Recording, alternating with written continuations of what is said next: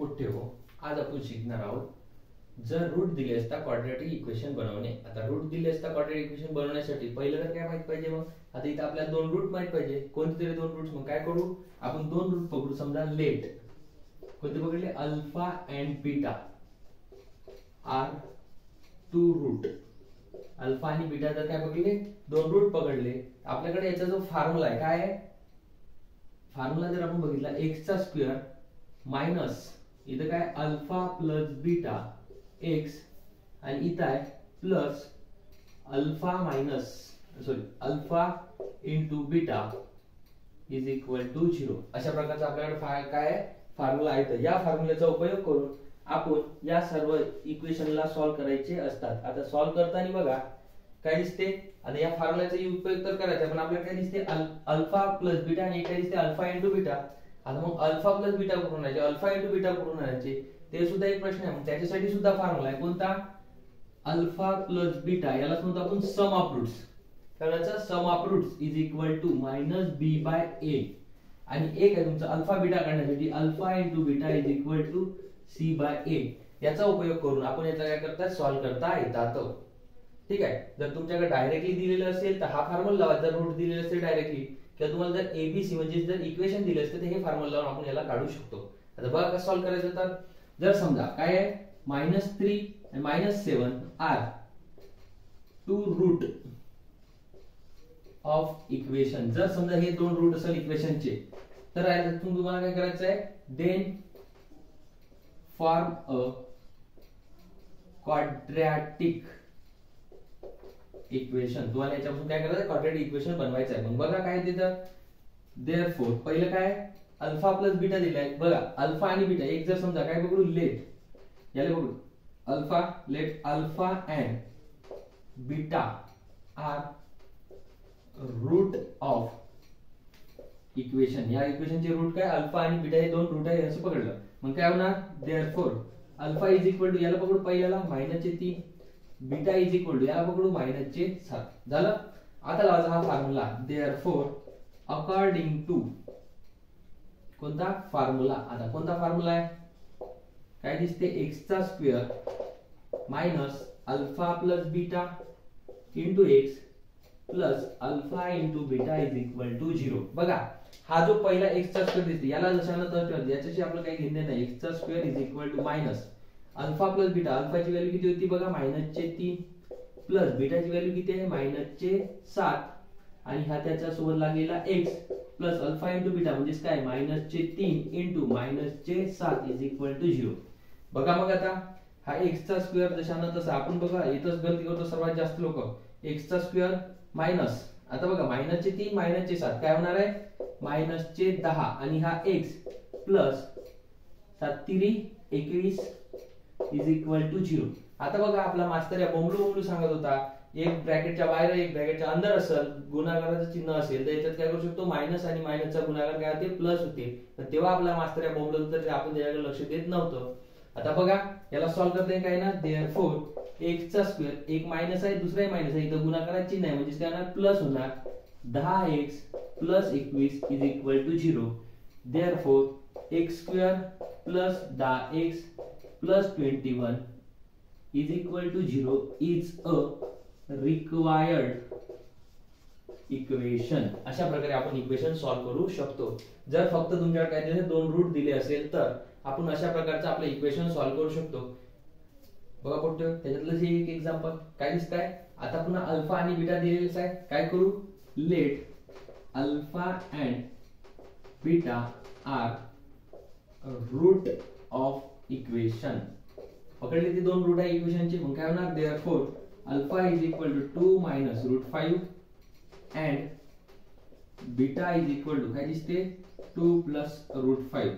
आता बघा आपल्याकडे हा फॉर्म्युला आहे, या फॉर्म्युल्यानुसार आपल्याला सोडायचं असेल तर काय करायला लागेल, पहिला अल्फा प्लस बीटा आणि अल्फा मायनस बीटाची व्हॅल्यू काढायला लागेल।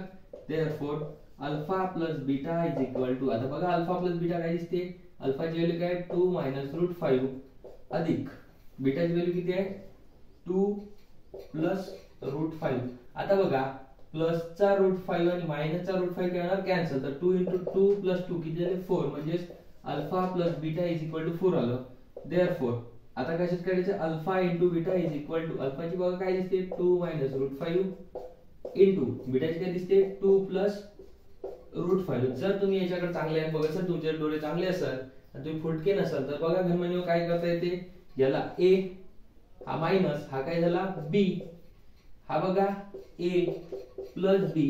जर याला असायला जर बघितलं तुम्हाला कोणाची तरी आठवण आली असेल लक्षात घ्या आपल्याला आठवण लवकर येते. मग आता बघा हे कोणाची आठवण येते तुम्हाला तर कोणाची आठवण येऊन राहिली अबे पोट्ट्यो त्याची नाही इकडे बघा कोणाची आठवण येते तर फॉर्म्युल्याची आठवण करा. कोणाची आठवण करता का बे बघा काय होणार मग इथं a minus b a plus b म्हणजे काय होणार a square minus b square. तुम्हाला लेखो बाकीची आठवण पटकन येते पण शिकवण्याची आठवण काही येत नाही नालायक लेखो तुम्ही लोक. बघा आता मग काय तर इथं काय असणार a square minus b square. a square म्हणजे कोणाचा या 2 चा स्क्वेअर मायनस b स्क्वेअर म्हणजे कोणाचा या अंडर रूट 5 चा स्क्वेअर. 2 चा स्क्वेअर किती 4 अंडर रूट 5 चा स्क्वेअर किती होणार मायनस ची जसं तसं 5 चा स्क्वेअर किती अंडर रूट 5 आहे रूट सोबत हे स्क्वेअर काय झालं कॅन्सल इथे काय होतं 5 म्हणजे उत्तर केलं मायनस चा 1 म्हणजे अल्फा इंटू बीटाची व्हॅल्यू किती आली मायनस चा 1 असा वाला ब्रॅकेट करत जावे थोडं चांगलं वाटेल. बघा मग आता फॉर्मेशन करायचं आहे काय आहे देअरफॉर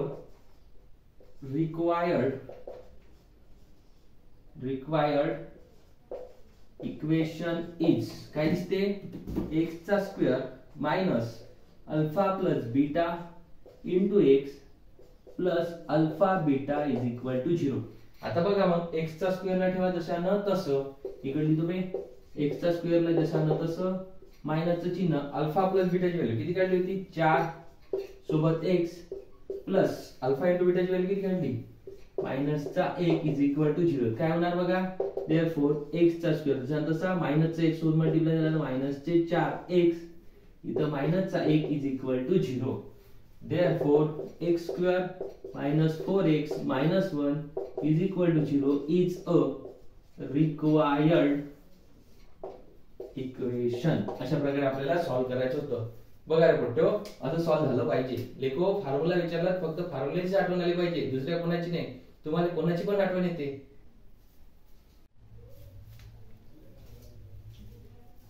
बघा रे पोट्ट्यो आज आपल्याला काय शिकायचं alpha and beta are root of the equation कोणता आहे y square minus 2y plus 7 is equal to 0. Find काय करायचं आहे alpha square plus beta square alpha square plus beta square sorry alpha cube plus बीटाचा cube.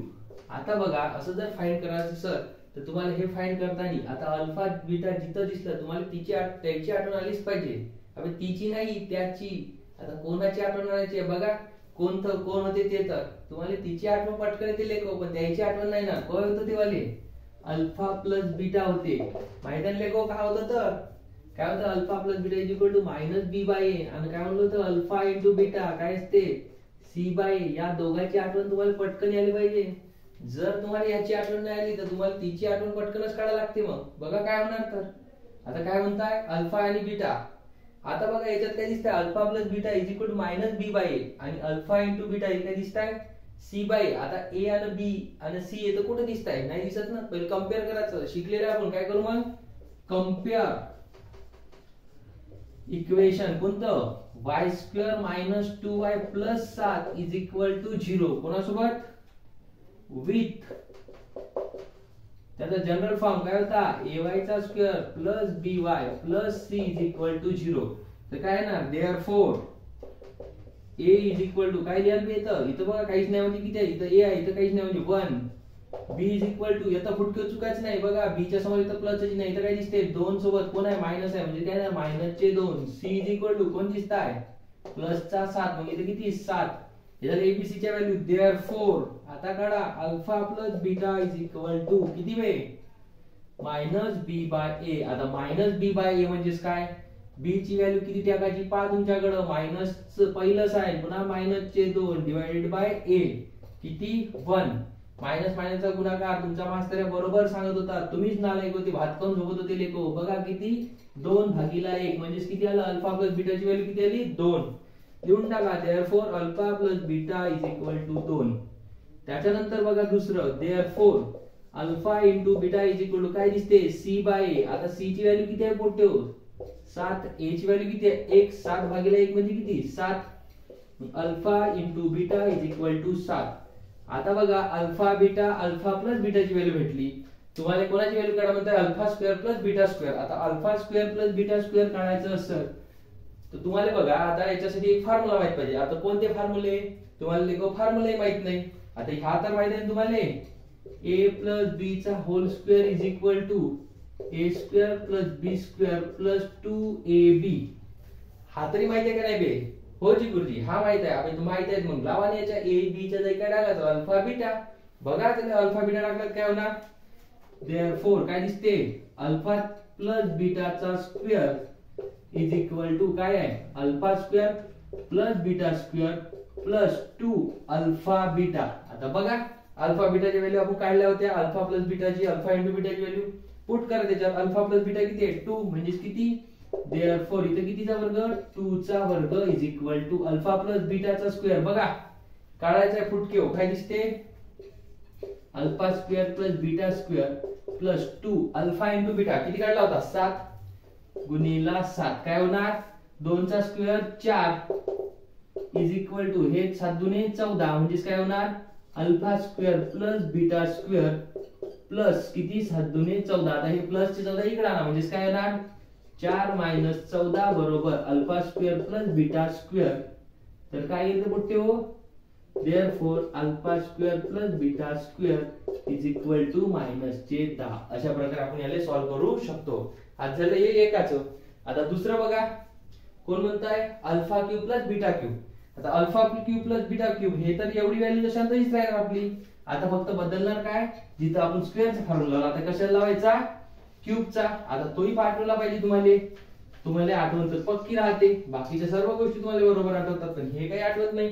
बघा पोटे आता कशाची आता ह्याची तर काढली आपण व्हॅल्यू. आता कशाची काढायची याची alpha cube plus beta cube ची व्हॅल्यू काढायची. आता alpha cube plus beta cube ची व्हॅल्यू काढायची. याच्यासाठी आपल्याला फॉर्म्युला आहे कोणता a प्लस b चा whole cube is equal to a cube plus b cube plus 3ab आणि इथं काय a प्लस b. अबे तुम्हाला नसेल तुमचा मास्टर आहे बरोबर सांग तुम्हाला शॉर्टकट सांगणं तर आपलं काम आहे बे.